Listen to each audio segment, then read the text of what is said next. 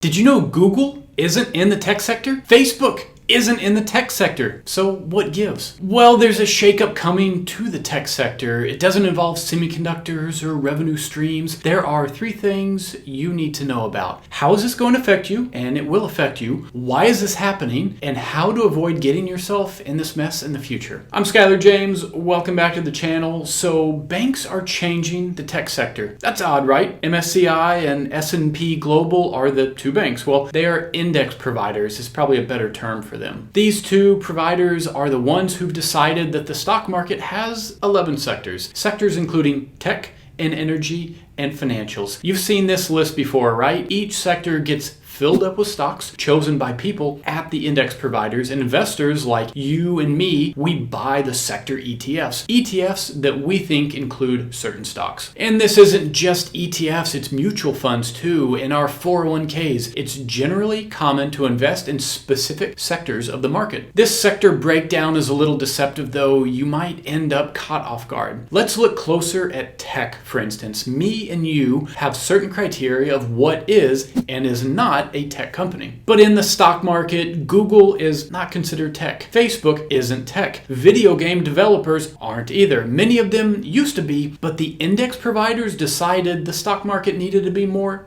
balanced and that the tech sector needed to be split up. Which brings us to today and why you need to know what's about to happen. Another splitting up of the technology sector is underway. Visa and Mastercard are likely changing from the tech sector to the financial sector. Which, saying that out loud, it doesn't sound that crazy. Also, seems like a good chance that PayPal changes from tech to financial with them as well, which also doesn't sound crazy. But those three stocks, Mastercard, Visa, and PayPal, are three of the 8 largest stocks in the tech sector. Now that sounds crazy. Mastercard and Visa are among the top holdings of the tech sector, and Google/Alphabet isn't in tech at all. This is a true head scratcher, and it's why they say know what's in your ETF. But I'm not totally blindsided by this fintech shift. I even made an analysis video of it on my financials ETF barely a month ago. And I asked, are banks and financials worth investing in? No was my answer. But would I change my mind if fintech was realigned into the financial sector? Yes, I would. And here we are a month later and it's happening. Fintech is moving to financials. Maybe the folks at MSCI and S&P Global subscribe to my channel. I would love for you to become a subscriber too if you aren't already one. So why is this happening, this sector reshuffle? Well, have you heard the saying before, the S&P 500 is too tech heavy? Yeah, no kidding. It's tech heavy. You know why? Because tech, as we call it, not the sector, is where the revenue is growing. You have Google, Apple, Microsoft, Nvidia, right? I can go on and on. So what? If the 11 sectors of the S&P are artificially chosen anyway, what difference does it make where these stocks get tucked away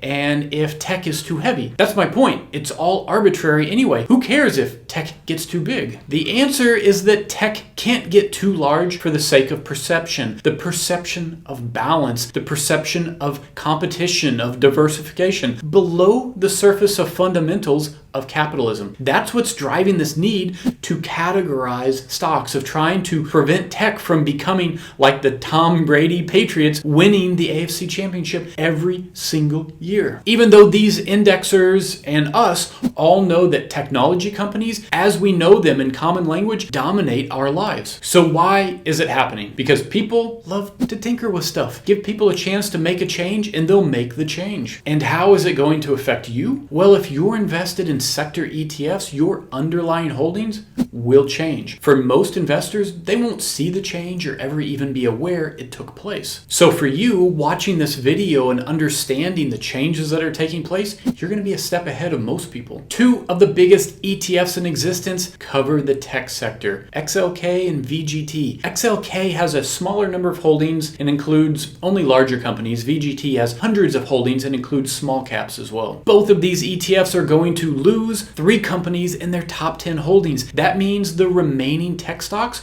will have to grow larger in their allocation to fill those voids, which means a less diverse ETF at the end of the day, or a less diverse mutual fund or 401k allocation for you. And suddenly, passive investors are hurting. Do I stick with the tech ETFs as they get less diverse, or sell the tech ETFs, generating a taxable event? Those are 2 sucky choices. So how do we, as investors, not get caught up in this going forward? I hate to say it because it's expensive, but the answer is thematic ETFs. Thematic ETFs, all the rage right now. They supersede these arbitrary sectors. The classic example is Amazon stock, listed in the consumer discretionary sector, but included in the thematic cloud computing ETF from First Trust. Ticker on that is SKYY, Sky. Or take a look at video game ETFs, bridging stocks from the communication and tech sectors together into a cohesive investing thesis. We end up paying more in expense ratio over the less expensive sector ETFs, but we're also not subject to someone else, some outside force altering our investment thesis without our say-so. Thanks for watching, and I'll see you on the next one.